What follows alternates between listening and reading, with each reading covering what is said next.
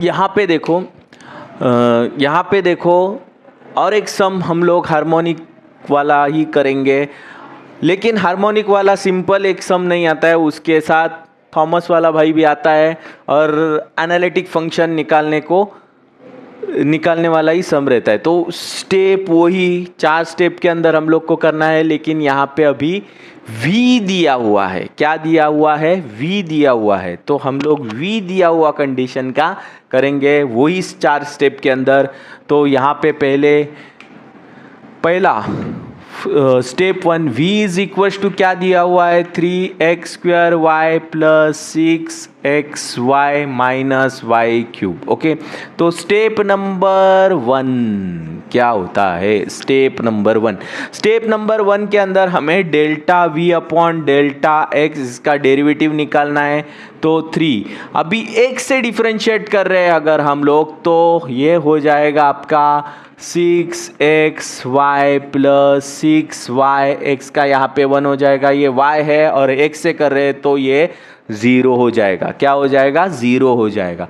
यहाँ पे delta v upon delta y कर रहे हैं, तो यहाँ पे y है तो ये 3x² y का डेरिवेटिव 1 आएगा। इसके बाद प्लस 6x y का डेरिवेटिव यहाँ पे भी 1 आएगा, लेकिन यहाँ पे 3y² बन जाएगा। ओके, तो ये सिंपल डेरिवेटिव हो गया। ये प्रॉब्लम, इसके अंदर कुछ भी नहीं है, सिंपल प्रॉब्लम है। तो यहाँ पे तो ख़त्म हो गया। लेकिन जब भी हार्मोनिक फंक्शन का सम आता है, हार्मोनिक फंक्शन सेटिस्फाई करना है, या फंक्शन उसको v को हार्मोनिक बनना है या v u को हार्मोनिक बोलना है, तो ऐसे केसेस में हमें क्या करना पड़ता है?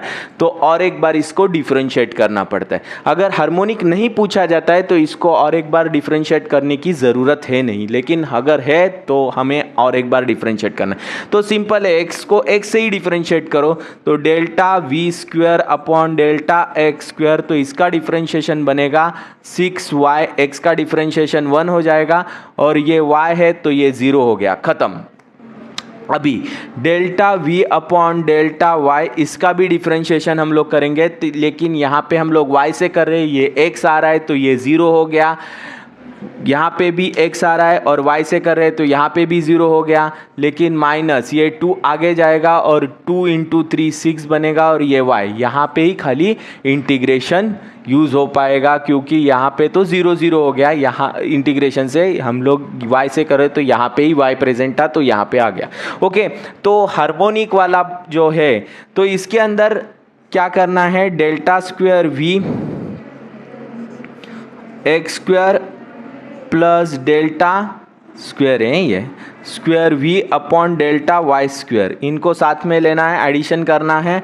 तो यहाँ पे देखो ये 6y है माइनस 6y है, तो क्या आ जाएगा? Delta square v upon delta x² plus delta square v upon delta y² is equal to 0।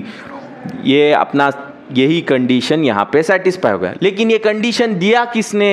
Laplace भाई ने, हमारे लैप्लास भाई ने हमारे दिया हुआ है, तो उसका नाम लिखना ज़रूरी है।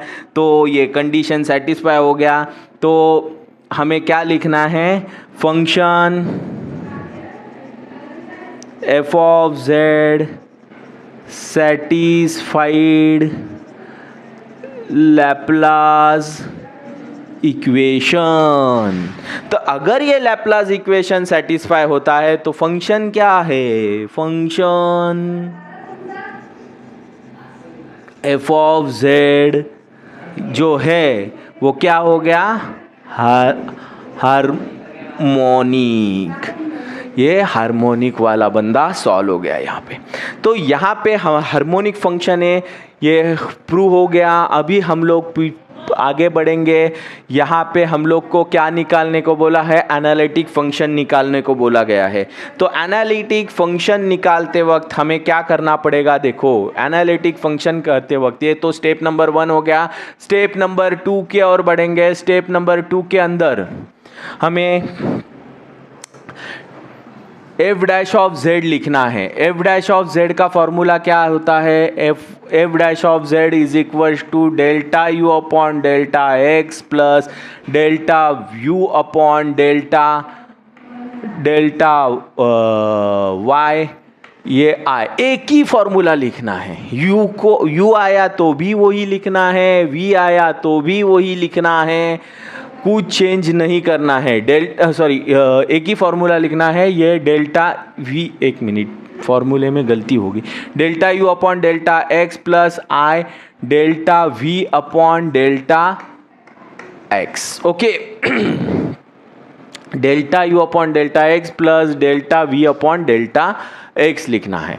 एक ही फॉर्मूला जो पहले लिखा है वही, लेकिन हमको किसका हेल्प लेना है? सी आर का हेल्प लेना है, सी आर इक्वेशन लेना है। C R equation delta you upon delta X delta you upon delta Y delta we upon delta X delta we upon delta Y. Cross में ध्यान रखना है, ये इसके साथ चला जाएगा, इसके साथ, लेकिन सेकेंड वाला जो रहेगा वो माइनस रहेगा। तो delta you upon delta X is equal to delta we upon delta Y delta we upon delta X is equal to minus delta V U upon delta Y. या ऐसा लिखना है। ये सी आर इक्वेशन जो है ये याद करने की ज़रूरत नहीं है, एक सिंपल सा फंडा बता दिया है। u को ही x और y से डिफरेंशिएट करो, v को ही x और y से डिफरेंशिएट करो, क्रॉस में ध्यान रखो। तो ये सी आर इक्वेशन, दूसरा वाला जो ये वाला है ये बंदे को निगेटिव साइन दे दो, सिंपल। तो ये सी आर इक्वेशन, अभी सी आर इक्वेशन हमें हेल्प करेगा ये इक्वेशन के अंदर। तो सी आर इक्वेशन हेल्प करेगा क्या? F dash of Z is equal to delta you upon delta X. Delta U हमारे पास नहीं है, v तो हमारे पास है क्योंकि v दिया हुआ है, उसका डिफरेंशिएट किया हुआ है, लेकिन u है नहीं। u को हम लोग को v में रिप्लेस करके लिखना है, इसके लिए तो ये सी आर इक्वेशन हमें हेल्प कर रहा है। तो सी आर इक्वेशन के अंदर delta u upon delta X, delta u upon delta X के सामने कौन है? Delta we upon delta X. तो v है, delta U V upon delta X हमारे पास है, तो ये यहाँ पे delta we upon delta Y लिख दूंगा, इसको रिप्लेस कर दूंगा, plus delta we upon delta x. ये दोनों किस में चले गए? ये दोनों v के अंदर चले गए, ये i है। ओके, अभी ये होने के बाद हम लोग इसके अंदर f dash of Z is equal to delta we upon delta x लिखेंगे, delta we upon delta y लिखेंगे। 3x square plus 6x minus 3y square, okay, plus i और delta v upon delta x। तो ये हो गया आपका 6xy plus 6y। Okay, अभी यहाँ पे हाँ, ये स्टेप नंबर 2 हो गया। स्टेप नंबर तीसरे में हम लोग क्या बोलते हैं? थॉमस भाई का हेल्प लेते हैं। थॉमस भाई ने क्या बोला है? x is equal to Z, Y is equal to 0 put करना है, पुट करो इसको।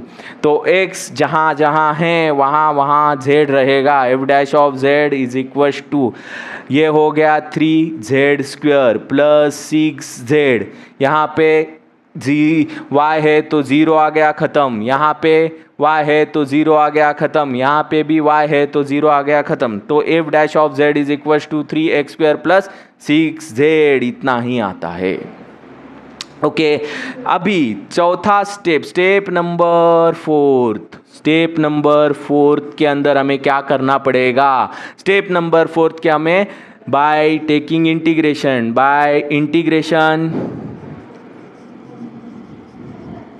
इंटीग्रेशन के अंदर हमें इसको इंटीग्रेशन यूज़ करना है। तो delta F dash of Z into D Z is equal to 3z square plus 6z into D Z. Okay, तो यहाँ पे देखो F of Z is equal to, ये हो गया आपका 3z cube upon 3 plus 6z square upon 2।